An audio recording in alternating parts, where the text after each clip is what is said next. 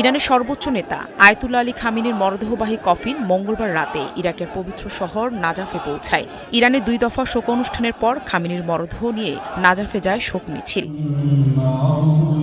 ইরাকের পবিত্র শহর নাজাফ ও কারবালায় শ্রদ্ধা নিবেদন, বিশেষ দোয়া ও মোনাজাতের আয়োজন করা হয়েছে। বিশ্বজুড়ে শিয়া সম্প্রদায়ের কাছে নাজাফ শহরটি বিশেষভাবে গুরুত্বপূর্ণ, কারণ এখানেই ইমাম আলীর সমাধি অবস্থিত। ইরানের রাষ্ট্রীয় টেলিভিশনের খবরে বলা হয়, নাজাফ আন্তর্জাতিক বিমানবন্দরে খামেনির মরদেহ গ্রহণ করেন ইরাকের প্রধানমন্ত্রী আলী আল জায়েদি।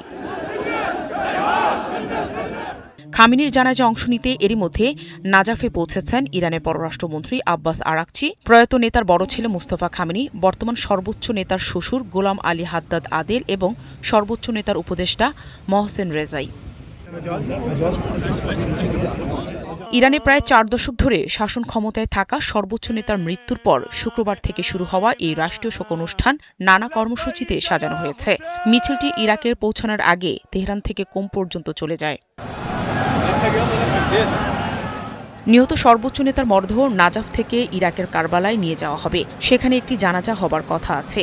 এরপর বৃহস্পতিবার ইরানের মাশহাদে ইমাম রেজার মাজার প্রাঙ্গণে চিরনিদ্রায় শায়িত হবেন Ayatollah Ali Khamenei. Nahida Rinthi, ৭১।